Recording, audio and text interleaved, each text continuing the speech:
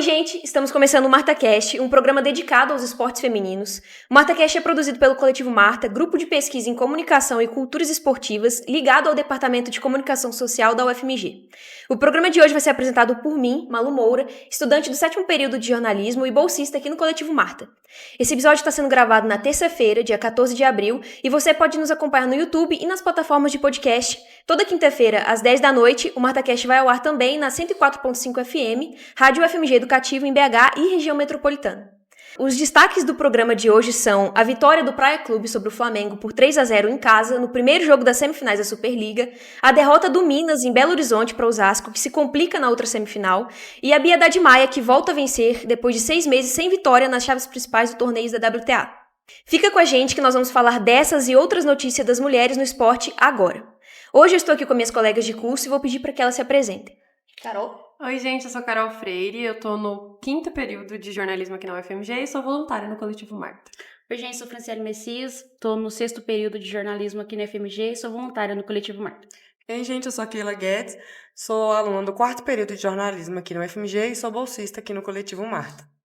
Bom, nós vamos começar pela derrota do Minas, que surpreendentemente perdeu pro Osasco em casa e agora vai ter que lutar por uma vitória no segundo jogo fora de casa. Conta um pouquinho pra gente, Carol.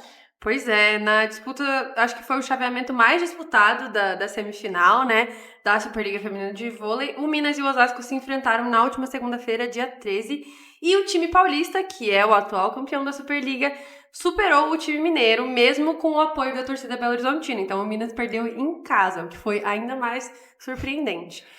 Por 3-1, com parciais de 28-26, 22-25, 18-25 e 26-28, agora o Minas precisa garantir a segunda vitória, mesmo que fora de casa, para forçar o terceiro jogo e tentar avançar para a grande final.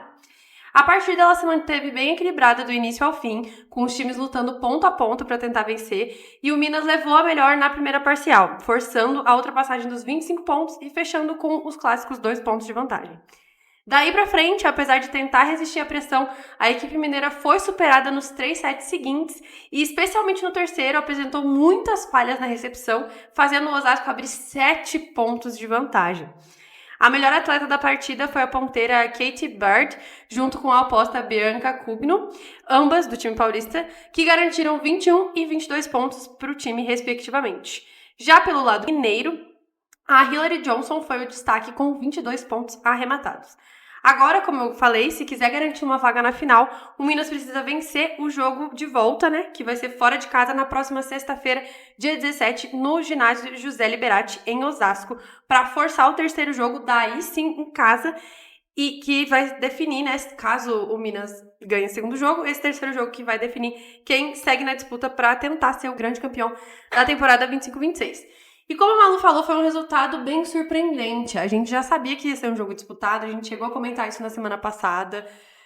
Segundo e terceiro colocado, né? Sim. Segundo e terceiro colocado, com certeza foi o jogo mais disputado até agora. Mas foi um resultado surpreendente porque o Minas tá muito bem. O Minas, principalmente em casa, costuma jogar muito bem. Sim. E foi isso, entrou bem, ganhou a primeira parcial, mas daí pra frente não conseguiu sustentar. O que foi surpreendente, e agora eu acho ainda mais difícil ganhar fora de casa, mas precisa ganhar. Pra daí principalmente depois do choque, né? Porque apesar de o Osasco ser o atual campeão, o Minas era um time mais sólido durante a temporada regular, né? Principalmente em casa. Então. E o Minas começou bem, dominou a primeira parcial e principalmente na terceira, igual a Carol falou, parece que o Minas entregou o jogo. Elas entraram totalmente desligadas. As meninas pararam nos 18 pontos, isso não é comum do Minas nem um pouco, ainda mais nessa altura do campeonato, numa semifinal, sabe, é absurdo, mas acho que foi um pouco, eu não lembro se semana passada a gente chegou a comentar isso aqui ou se foi só nos bastidores, mas a gente falou sobre esse perigo de você chegar numa partida com muita confiança. É claro que é importante entrar confiante, mas muita confiança pode atrapalhar e a gente acha que talvez tenha sido um pouco disso que influenciou o Minas, porque elas não estavam no seu ritmo normal. E eu acho que isso refletiu até nas entrevistas das meninas no pós-jogo, assim, nem elas sabiam o que tinha acontecido, porque o resultado foi tão impressionante, elas foram tão dominadas em casa que nem elas sabiam.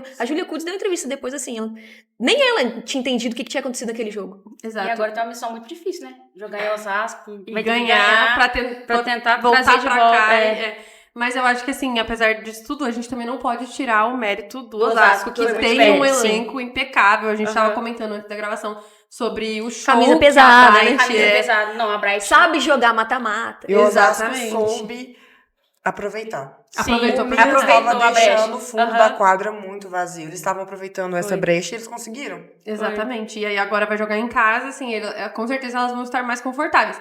Aí eu acho que entra também naquilo que a gente falou de entrar confiante, mas não tão confiante de novo. Porque daí pode ser que o Osasco dê uma vacilada, enfim. Tem que ver o que vai acontecer, que vai ser muito disputada. Eu acho que tem grande chance de ir pro terceiro jogo. Eu também acho. Tem potencial. Tem. Elas têm potencial. Bom, do outro lado da semifinal, não é só tristeza para Minas Gerais, né, gente? O Praia, surpreendentemente, venceu 3-0 o Flamengo em casa. O Flamengo que, fora de casa, né? O Flamengo que é líder, que vinha avassalador e perdeu por 3-0. Fala um pouquinho pra gente sobre, Fran. É isso aí, Manu. Em uma grande noite, né, do time coletivamente, o Praia venceu o Sesc Flamengo por 3-0, né? Parciais de 25-22, 25-23 e 25-17, no ginásio da UTC lá em Uberlândia, na noite de ontem, né, segunda-feira, dia 13, e saiu com vantagem na semifinal. Foi a primeira vitória do Praia contra o Flamengo nessa temporada, né? E a partida começou muito equilibrada, ninguém, assim, abriu vantagem no começo do jogo, porém o Praia já demonstrava, né, uma postura bastante agressiva e estava embalado pela torcida, né? E conseguiu abrir uma diferença de 4 pontos ali no meio do set, fazendo um 14-10, e pouco tempo depois conseguiu ampliar para 7 pontos, fazendo um 19-12. O Flamengo até tentou uma reação, né, encostou no placar, mas o time mineiro estava muito bem coletivamente, como eu falei, e fechou a parcial em 25-22. O segundo set também começou muito equilibrado, acho que foi o set mais equilibrado assim, dos três, com nenhum dos dois times conseguindo abrir vantagem de mais de 2 pontos, né? O ritmo da parcial foi assim até o final, com os dois times colados, porém o Praia estava em uma noite extremamente feliz, cometeu poucos erros nesse set, sacou muito bem e conseguiu fechar em 25-23. Já no terceiro set, né, como eu falei, era tudo ou nada pro Flamengo. O time carioca precisava vencer, né, para tentar continuar na partida. E começou até bem, fez um 6-3, porém o nervosismo acho que atrapalhou um pouquinho, né, o time carioca e permitiu uma reação do Praia que conseguiu empatar em 8-8. Aí a partir desse momento o Praia conseguiu virar, mas o Flamengo se manteve ali na cola, nunca deixou desgarrar, né, o placar, até o Praia fazer um 18-16. A Kéfera foi pro saque e aí não teve jeito, ela fez uma ótima passagem, ajudou o time mineiro a abrir 7 pontos de vantagem e fechou a parcial em 25-17 e o Praia ganhou o jogo de 3-0, né? A central Denise do Praia foi a maior pontuadora da partida com 14 pontos, porém o Viva Vôlei ficou, né, o Viva Vôlei, que é o prêmio da melhor jogadora da partida, ficou com a Michelle, né, também do time mineiro, que fez 12 pontos, e ela foi muito irregular durante o jogo. Tava muito bem mesmo, quase não errou as bolas que recebeu.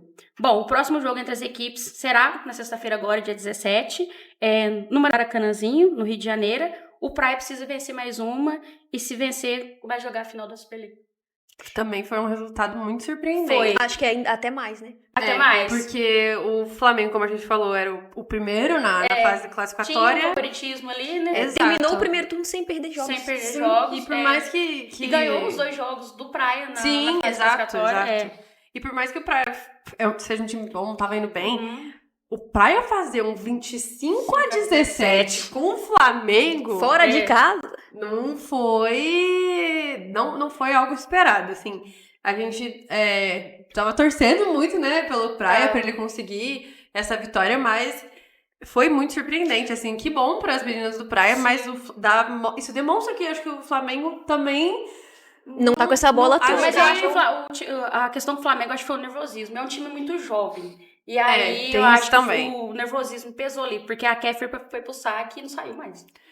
Eu acho que pode ser a questão do nervosismo e também talvez isso de não tinha perdido nenhum jogo, já tinha jogado contra o Praia antes e não tinha perdido pro Praia. E jogar no estádio, no ginásio do Praia é muito difícil, porque a torcida sempre faz ali caldeirão, É difícil. Vamos ver como é que vai ser esse segundo jogo. Se o Praia ganhar, o Flamengo tá eliminado. O Flamengo que tá fazendo uma campanha na fase classificatória. Né? A impressão que eu tive nesse jogo é que se o Flamengo não tem uma Simone Lee pra fazer um jogo espetacular, o rendimento cai. Fica apagado. E a gente tava comentando que antes da gravação, ela não recebeu tantas bolas. Era a maior pontuadora da Superliga e não recebeu. Ela é sempre destaque né? Sempre numa vitória do Flamengo, o destaque Simone Lee. E aí, quando ela não consegue ser destaque. Exatamente. Isso que é o perigo de você meio que apostar todas as fichas do time numa pessoa só. Ela é incrível, ela é impecável, ela é uma super jogadora, mas a que ponto, a que custo vale você investir tanto, tipo, treinar tanto uma pessoa só, a ponto de um dia ela não tá bem, um dia ela não tá legal, olha o que pode acontecer, né? E como a gente tava comentando, o Praia tava muito bem coletivamente. A Denise jogou muito, a Michelle jogou muito, a Natinha jogou muito, a Macris. Você vai ver aqui, a melhor pontuadora foram 14 pontos. Não é muita coisa. Não é muita coisa. Geralmente as melhores pontuadoras ficam com 20 bem distribuídos, pontos, 24, pra mostrar como o time tava muito bem aqui. E a melhor jogadora foi a Michelle com 2 pontos. E engraçado, né? Porque a gente falava aqui no programa sobre a inconsistência coletiva do Praia durante a temporada regular. E ontem parece que tudo se ajeitou. Sim. Eu acho que era mais aquilo que a gente falava, de uma questão de mudou toda a equipe técnica deles muito rapidamente. Elas precisando encaixar ainda. E o mata-mata tem isso, né? Você entra no mata-mata, o campeonato pode virar outro. Porque é tudo ou nada, né? Tudo ou nada, exatamente. E agora o líder e o vice-líder da temporada regular vai ir pro segundo jogo, fora de casa, precisando vencer. Em desvantagem, exatamente. Exatamente. Então agora vamos passar pro jogo da Carol e da Rebeca, que ficaram em quarto na Elite 16 Saquarema. Isso mesmo, Malu. A Carol e a Rebeca, elas retornaram ao circuito mundial de vôlei de praia na etapa Elite 16 de Saquarema, em um desempenho que confirmou a competitividade da dupla, apesar de terminarem na 4ª colocação neste domingo, dia 12. Jogando em casa, a parceria foi a única representante do Brasil nas fases decisivas do torneio, mas acabou sendo superada pelas suíças Brunner e Huberli na disputa pela medalha de bronze. A Carol assumiu o papel central na pontuação da equipe, terminando o confronto final como a maior pontuadora da partida com 12 acertos. Apesar do esforço individual para liderar a reação brasileira, a dupla sofreu com o ritmo das adversárias e foi derrotada por 2-0, com parciais de 22-20 e 21-11. A derrota na disputa do terceiro lugar passou por dificuldades técnicas diante do sistema defensivo europeu. As suíças Brunner e Huberli demonstraram superioridade no fundamento do bloqueio, levando vantagem, então, por 5-0. E além de representarem maior eficiência no saque, com 4 aces registrados contra 2 da dupla brasileira. Além disso, o excesso de erros prejudicou o desempenho nacional, com Carol e Rebeca cedendo 11 pontos em falhas, contra 6 das oponentes. Antes da decisão do bronze, a dupla enfrentou Melissa e Brandy, do Canadá, em uma semifinal equilibrada. As brasileiras chegaram a vencer o primeiro set, mas sofreram a virada por 2-1, com parciais de 18-20, 21-17 e 15-12. No confronto, as atuais vice-campeãs olímpicas impuseram um forte volume de jogo, terminando com uma vantagem de 11 pontos em acertos ofensivos, de 38-27. Bom, e com isso o torneio marcou a estreia das atuais campeãs do circuito mundial na temporada de 2026, após elas terem ficado de fora da etapa da abertura em João Pessoa devido a uma suspensão.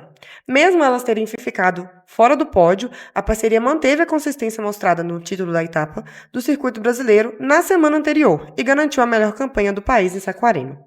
A etapa fluminense foi encerrada com os títulos das americanas Cruz e Brecher, no feminino, e dos noruegueses Moll e Soro, que conquistaram o bicampeonato masculino na cidade. Agora, as equipes do circuito internacional seguem o calendário da temporada, buscando o topo do ranking mundial. Voltamos a falar do vôlei de praia. Fazia um tempo que a gente não comentava sobre as meninas. E a gente tem duplas muito boas, né? Foi isso que você falou. Apesar de elas não terem ficado no pódio, tá começando só em 4º lugar, não é uma colocação ruim de forma alguma. A gente sabe que as meninas têm potencial, a gente sabe que elas costumam, às vezes, dar essas vaciladas, ficar um pouco mais por baixo, mas é difícil a gente ver elas fora dos 5 primeiros lugares, assim, Sim. né? É difícil a gente ver elas, o primeiro jogo foram super mal, o segundo jogo já não deu, Elas mantêm uma constância. Foi um resultado abaixo pro nível delas, né? Mas ainda assim elas são uma das grandes apostas pro 5 olímpico, né? Do Brasil. Exato, eu acho que talvez não tenha sido o resultado esperado por elas, mas não foi um resultado ruim e ainda Sim. dá pra melhorar muito, ainda dá pra pegar muito pódio pela frente no campeonato. Então, acho que elas estão muito bem. Bom, então é isso, gente. A gente termina agora o primeiro bloco do MartaCast e voltamos já para falar sobre futebol feminino. Nós estamos de volta para o segundo bloco. Nós vamos falar sobre futebol e eu queria pedir para meus colegas se apresentarem. Isabela? Meu nome é Isabela Fernandes, eu sou estudante do 6º período de jornalismo e voluntária aqui no Coletivo Marta. Meu nome é Nicolas Augusto, eu sou do 3º período de jornalismo e voluntário aqui no Coletivo Marta. Eu sou Emanuel Cortez, estou no 5º período de jornalismo aqui na FMG e sou bolsista no Coletivo Marta. Bom, a gente vai começar falando sobre o varreio do Brasil na estreia do FIFA Series contra a Coreia do Sul no último sábado. E eu queria que a Isabela contasse um pouquinho pra gente. Pois é, como você já falou, né, Malu? Foi um amasso do Brasil, assim, 5-1. Brilho da Caroline, a Caroline com 1 gol e 2 assistências, foi a melhor jogadora disparado. E a verdade é que poderia ter até sido mais do que 5. A goleira da Coreia fez um bom jogo, fez boas defesas, mas no final esse placar ficou por 5-1 mesmo. A Angelina, né, meia da seleção brasileira, tinha até comentado que o desafio do jogo contra a Coreia ia ser quebrar a defesa delas, porque elas jogam com um bloco muito baixo. Mas aparentemente o Brasil não chegou a encontrar tanta dificuldade assim para quebrar a defesa da Coreia.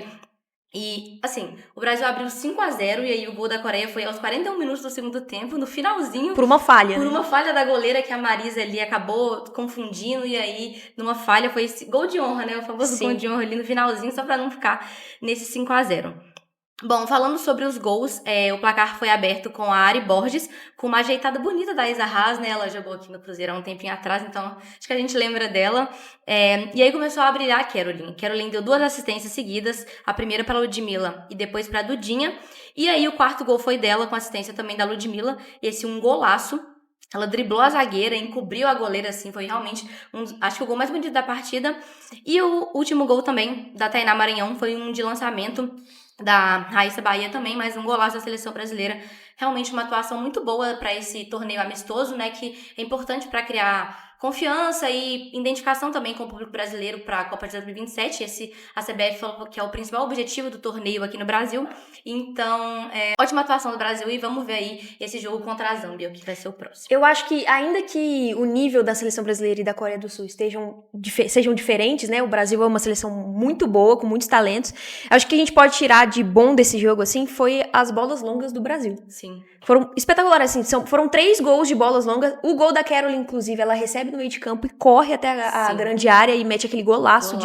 De chapéu. Mas, assim, é bom lembrar que a Caroline entrou no segundo tempo, gente. Assim, depois que ela entrou, o jogo mudou. Porque isso que você falou do bloco baixo da Coreia funcionou bem no primeiro tempo.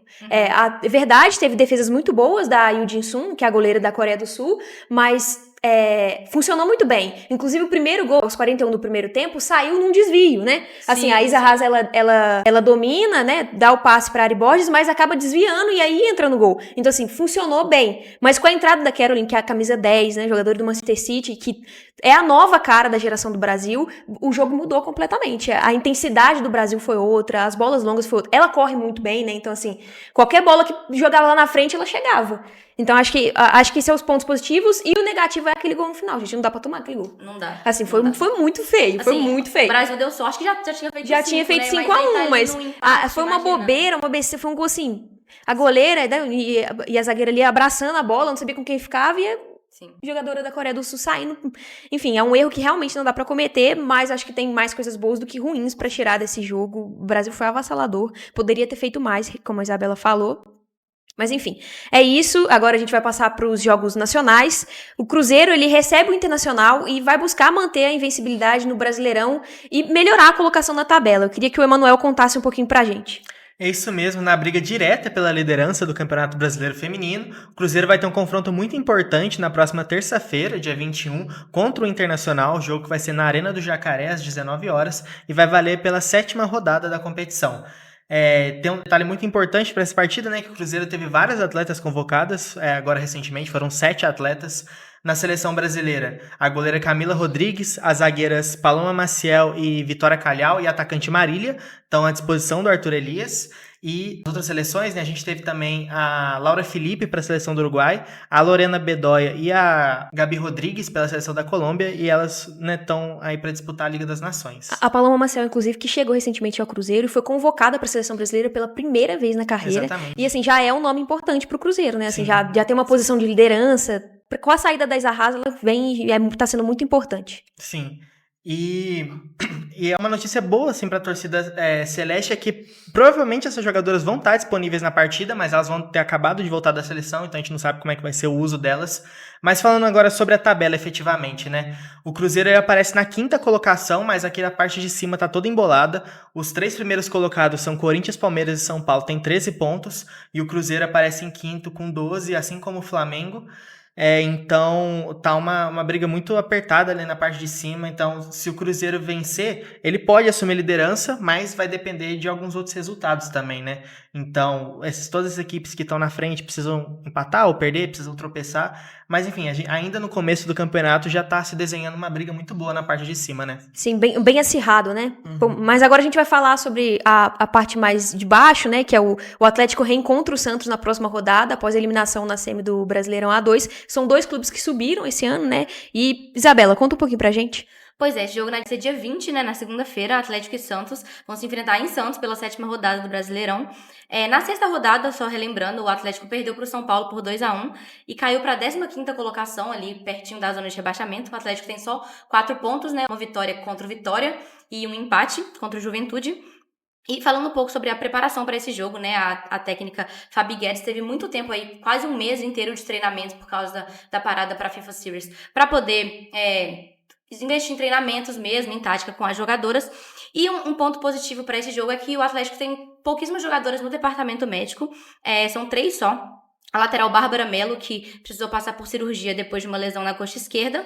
A goleira Isa Ortiz, com uma lesão muscular. E a zagueira Karen Cristina, com lesão ligamentar no joelho. São as atletas no departamento médico do Atlético. Mas, tirando isso, tá todo mundo à disposição para esse jogo. Sobre a escalação do último jogo contra o São Paulo, tiveram algumas mudanças em relação ao jogo do Vitória.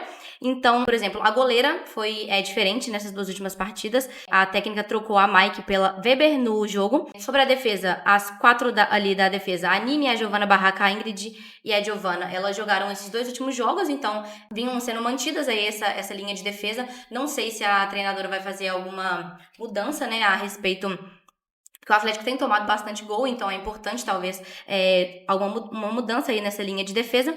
O meio de campo também com Ju Pacheco, Larissa Nunes e Cindy Ramos, que é uma jogadora muito importante pro Atlético, né? Ela tá com a seleção paraguaia agora, jogando na Liga das Nações com a seleção do Paraguai, então, mas aí ela já vai ter voltado também, esse campeonato já vai... No dia 18, eu acho que é o último jogo do Paraguai, então no dia 20 ela já vai estar de volta, provavelmente vai ser titular também nessa partida.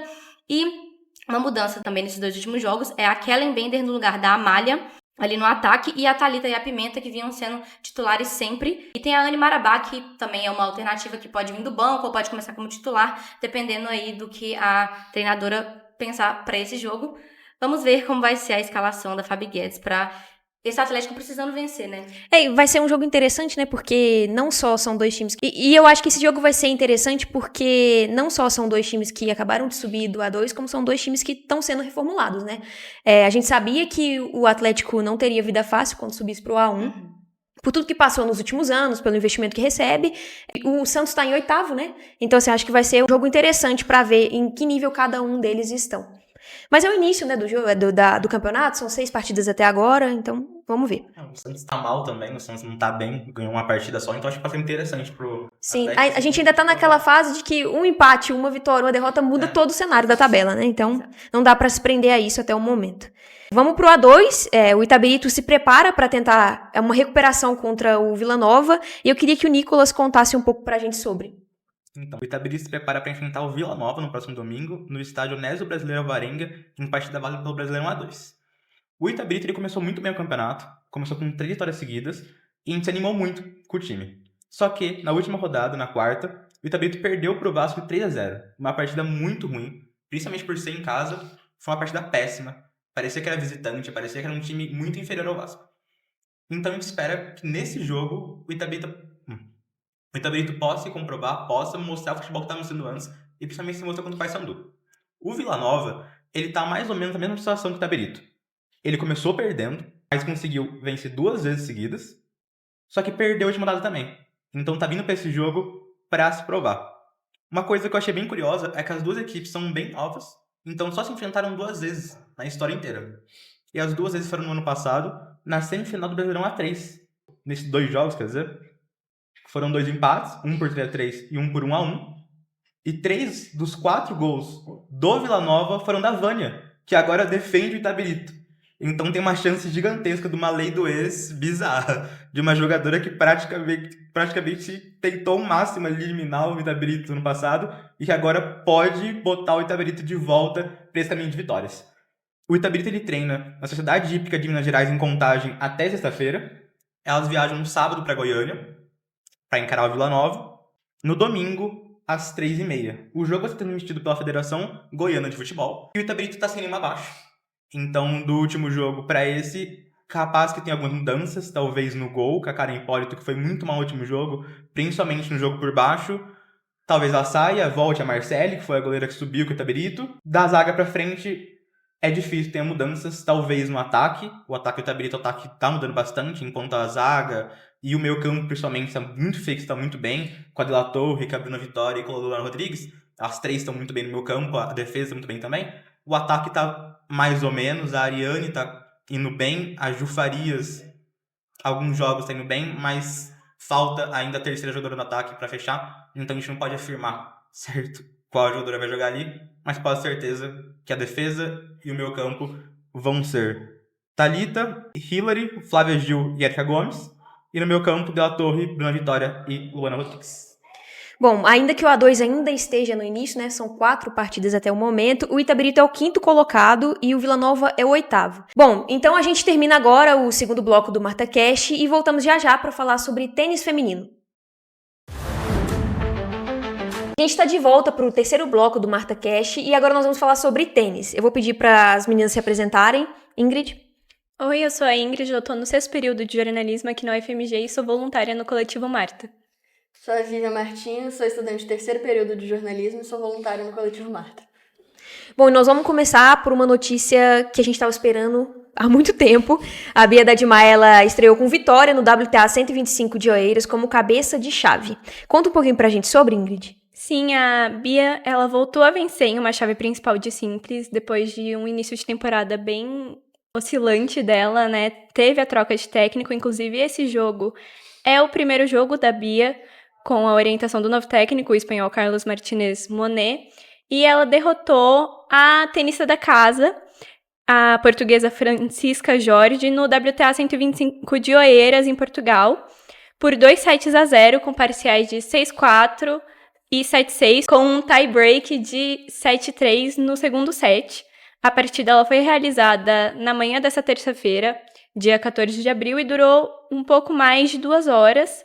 Agora, no torneio, ela se prepara para as oitavas de final e o próximo compromisso está marcado para quarta-feira, agora, dia 15, contra a vencedora do jogo entre Maia Tchaulinska e Caitlin Quevedo. Bom, acho que apesar da vitória da Bia, a mensagem que fica, assim, não é muito boa, porque foi um jogo ruim.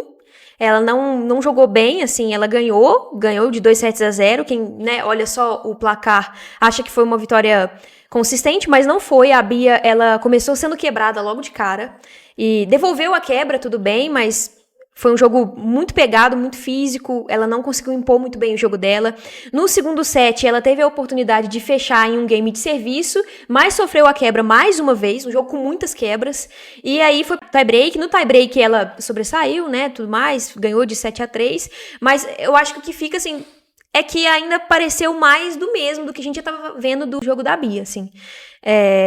Oscilando muito, altos e baixos num mesmo set, não sabendo jogar com a vantagem, que é uma coisa que pega muito, um mental que você vê que não tá legal. É o primeiro jogo com o técnico, é verdade, mas assim, eu não vi grandes melhoras nesse jogo.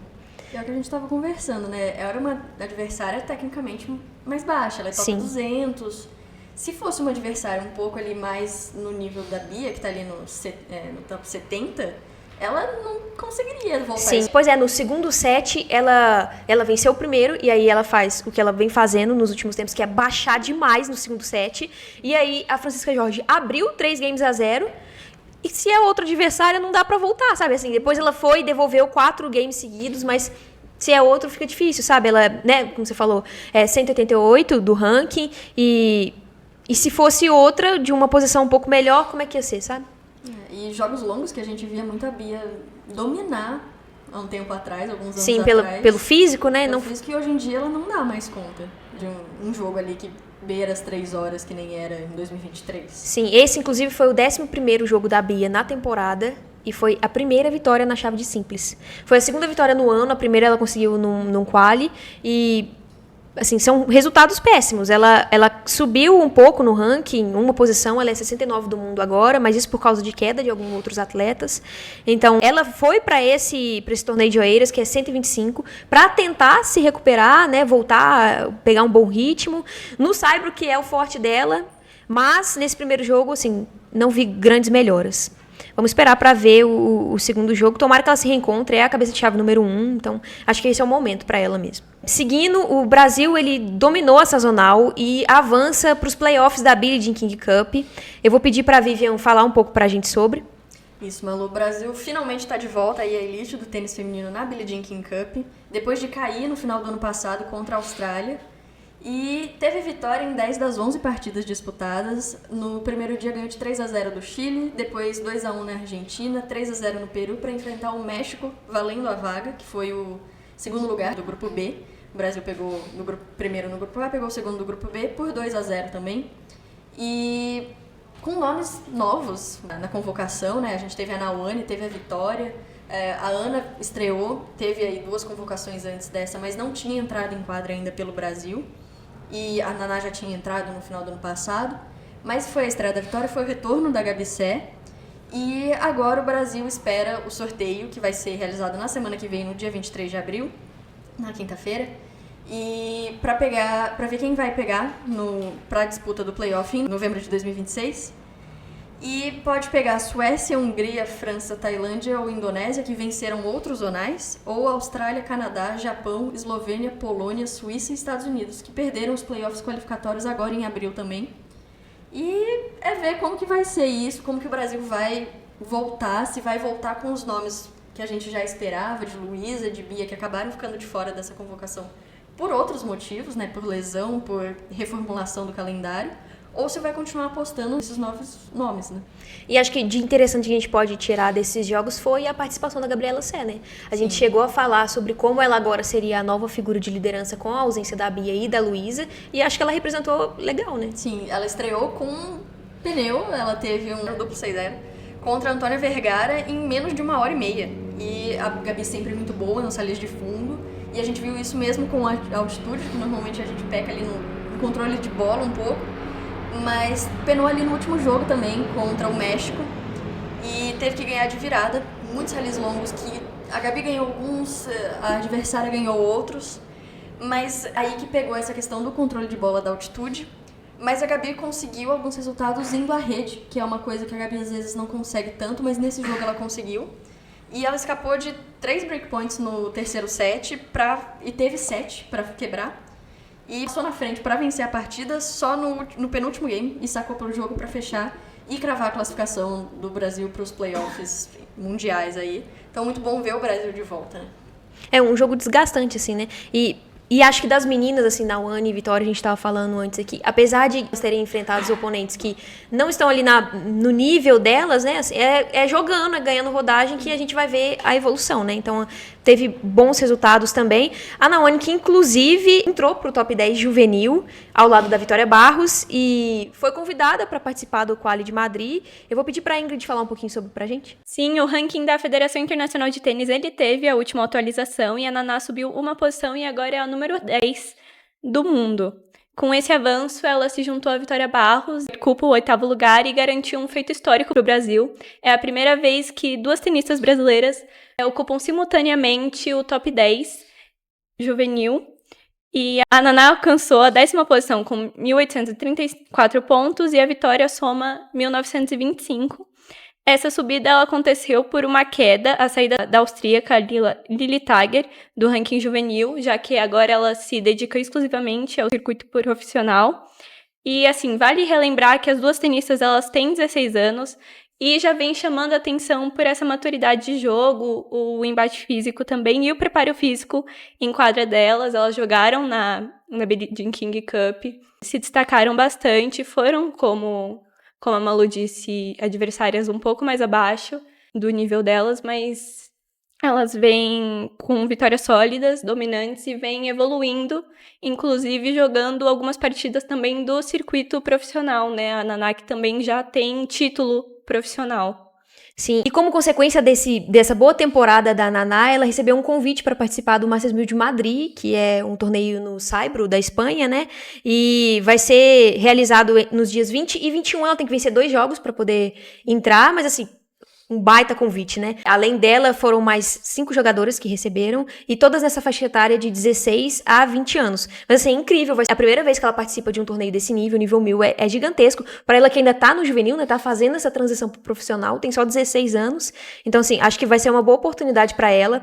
Ela que jogou bem, né, aqui no Brasil, no ano passado, estreou contra a Carol Mengene e surpreendeu, ganhou muito bem, foi eliminada na segunda rodada, é verdade, mas uma postura muito boa para uma menina que só tem 16 anos. Mas como a gente estava falando, entre ela e a Vitória, né, são jogos diferentes, uma é mais técnica, outra é mais física, mas é legal vê-las evoluindo juntas, e fora que fica assim, é dessa coisa, né, de jogar de dupla, que a gente sempre fica esperando para vê-las jogarem juntas. Jogam muito bem juntas, Sim. dupla, porque elas conseguem ali juntar. A Naná é um pouco mais forte ali, ela tem um pouco mais de agressividade no jogo, a Vitória vai para uma variação de bola melhor. Sobe melhor na rede, né? Elas ganharam o jogo que jogaram juntas contra uma dupla argentina, foi 2-1, e chegaram a ter 8-1 no match tie-break, então... Elas têm uma dinâmica de jogo legal, sim, né? E até por variar ali de idade, elas são muito perto ali de idade, elas conseguem, acho que, se entender um pouco melhor no ritmo delas também. De desgastar um pouco mais no físico, mas pensar um pouco mais na técnica. Sim.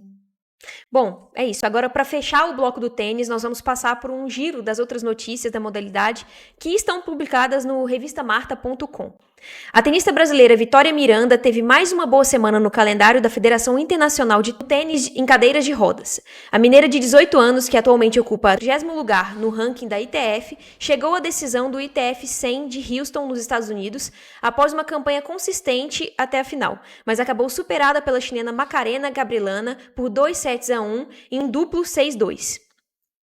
A jovem russa Mira Andreeva, de 18 anos, confirmou seu favoritismo e consagrou-se campeã do WTA 500 de Linz, na Áustria. Em uma final disputada neste domingo, 12/4, no Saibro, em estádio coberto, a principal cabeça de chave derrotou Anastácia Potapova por 1-6, 6-4 e 6-3, garantindo seu segundo troféu na temporada de 2026. Bom, a gente termina o bloco agora e voltamos já com os outros esportes. A gente está de volta com o quarto e último bloco do MartaCast e agora nós vamos falar sobre surf, skate, automobilismo e basquete. Antes eu vou pedir para os meus colegas se apresentarem. Sol? Oi, gente, sou Soraya Carvalho, estudante do 5º período de jornalismo na UFMG e bolsista do Coletivo Marta. Oi, eu sou a Lara Tavares, eu sou estudante do 7º período de Publicidade e Propaganda e voluntária no Coletivo Marta. Oi, eu sou Hugo Rezende, eu sou do 6º período de jornalismo e sou voluntário aqui no Coletivo Marta. Oi, gente, meu nome é Amanda Camargo, sou estudante do 5º período de jornalismo aqui na UFMG e sou voluntária no Coletivo Marta. Bom, nós vamos começar pela Luana Silva, que foi eliminada das quartas de final em Bells Beach, e eu queria que a Soraya contasse um pouco pra gente. Pois é, Malu, infelizmente a nossa única representante do circuito ficou ali nas quartas de final da etapa de Bells Beach. A bateria foi realizada na noite da última quinta-feira, dia 9, e a Luana teve um duelo muito difícil com a havaiana Gabriela Bryan. A Gabriela, inclusive, foi a grande campeã da etapa que, lembrando, foi a primeira do ano, é a etapa de abertura da temporada. Eu já tinha dito aqui na semana passada que o mar não estava para surf e realmente ele, mais uma vez, não ofereceu boas oportunidades de onda, então aquele olhar atento, saber escolher a onda, foi o que definiu, né, foi o grande diferencial para definir o rumo do duelo entre as duas. Nos primeiros minutos de bateria, a Luana computou 1.17, enquanto a Gabriela passou zerada. Só que depois dos 10 minutos, a Bryan soube usar essa prioridade, né?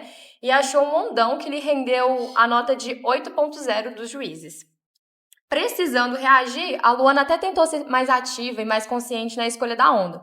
Mas ela só conseguiu registrar 3 notas oficiais em cerca de 30 minutos de disputa, e a melhor delas foi um 6.17. Para piorar a situação, ali no final, a Gabriela achou mais uma boa onda e fez 7.50. E a partir daí, a Luana precisava de mais ou menos 9.33 para conseguir virar a bateria, né? E o que não aconteceu, porque a Gabriela passou a marcar a brasileira e confirmou a vitória por 15,50 a 7,67.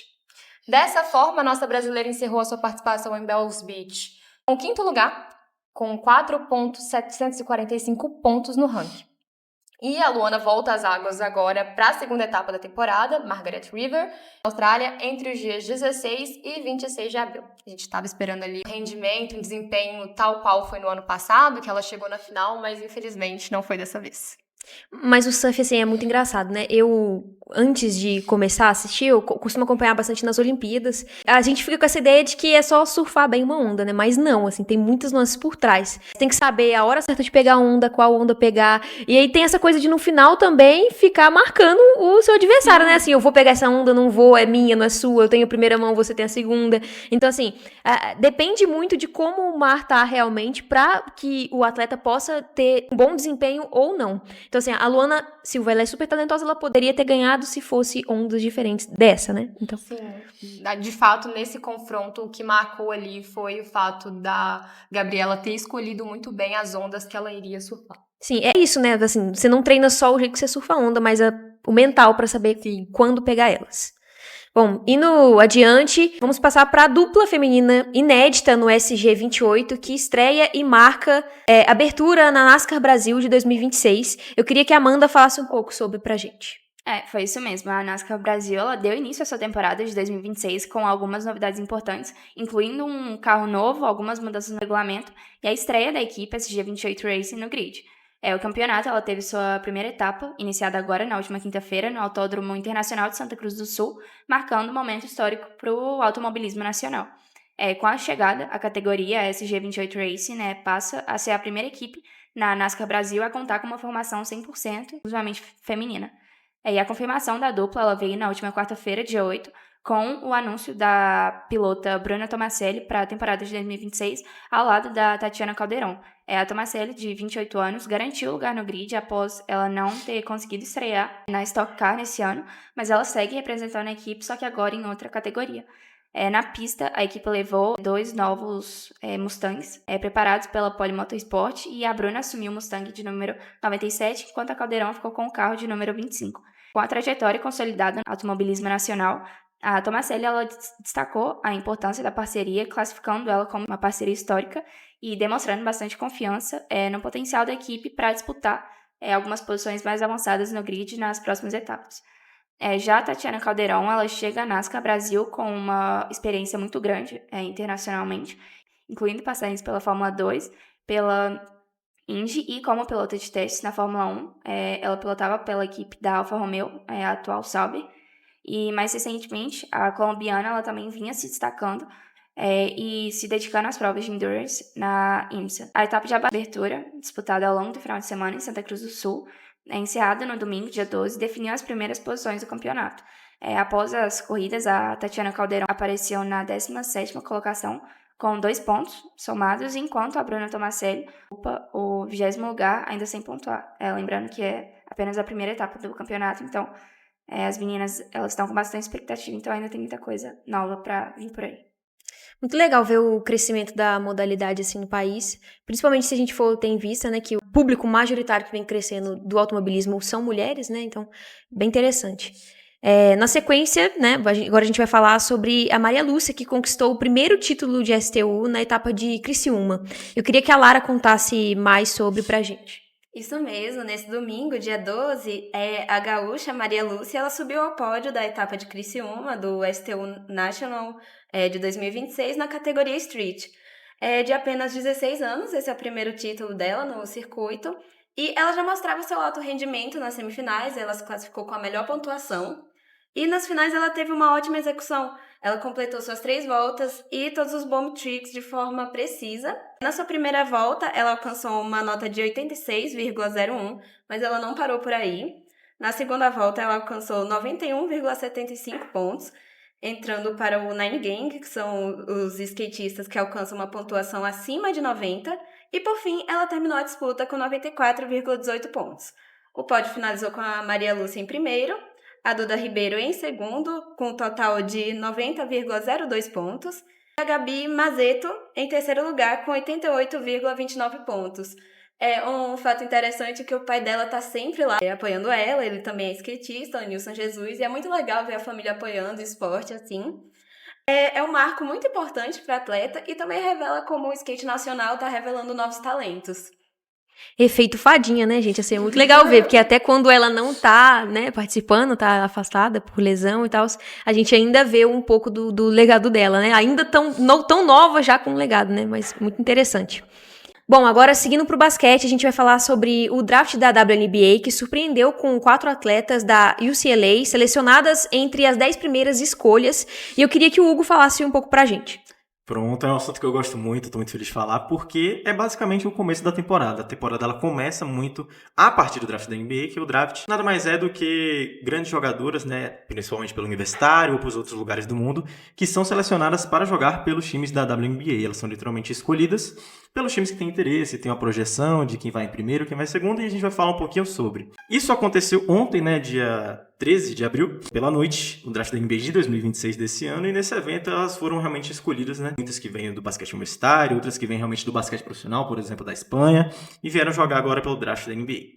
O draft ele é importante porque ele é esse início informal da temporada, porque a temporada tem primeiro draft, depois uma breve temporada do verão, né, o summer, e depois volta para acontecer realmente a temporada regular. E aí, a partir disso, a primeira escolha foi a armadura de 1,80 Azzi Fudd, selecionada pelo Detroit Red Wings, e em seguida a armadura Olivia Miles, que veio da Espanha, também projetada para ser a primeira escolha, né, teve esse embate aí qual das duas. Iam ser escolhas em primeiro, uma é a armadura, outra é a armadura.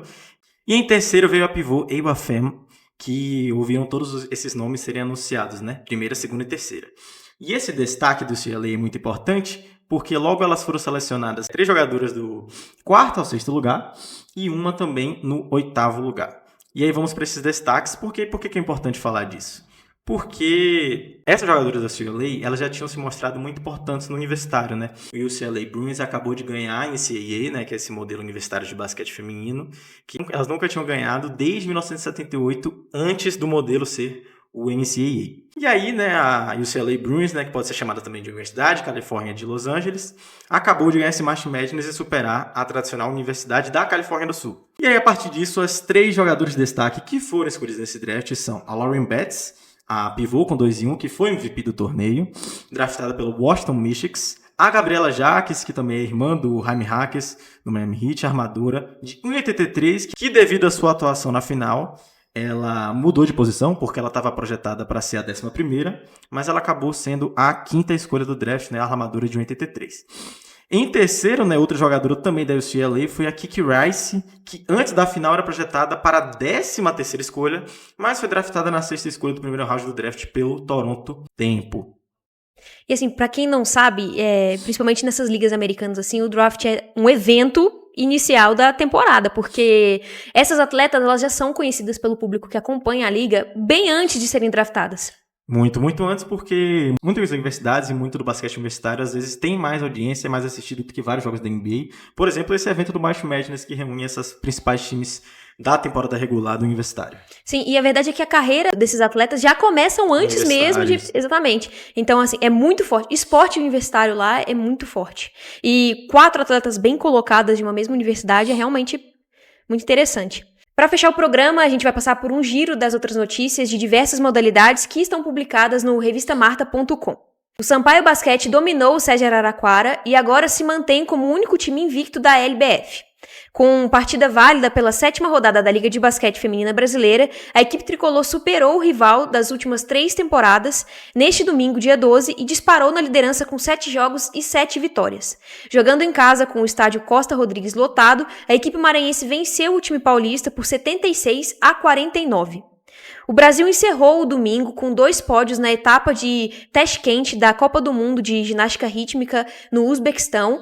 O conjunto garantiu a medalha de prata na prova mista, enquanto Giovana Santos, a JoJo, conquistou bronze na final da fita. A gente vai terminando o episódio dessa semana, e se você quiser saber mais sobre notícias esportivas de modalidades femininas, basta acessar o nosso site, revistamarta.com, ou nos seguir no Instagram, @revistamarta. Você pode nos acompanhar no YouTube e nas plataformas de podcast, e toda quinta-feira, às 10 horas da noite, o MartaCast vai ao ar também na 104.5 FM, Rádio UFMG Educativa, em BH e região metropolitana. Até semana que vem.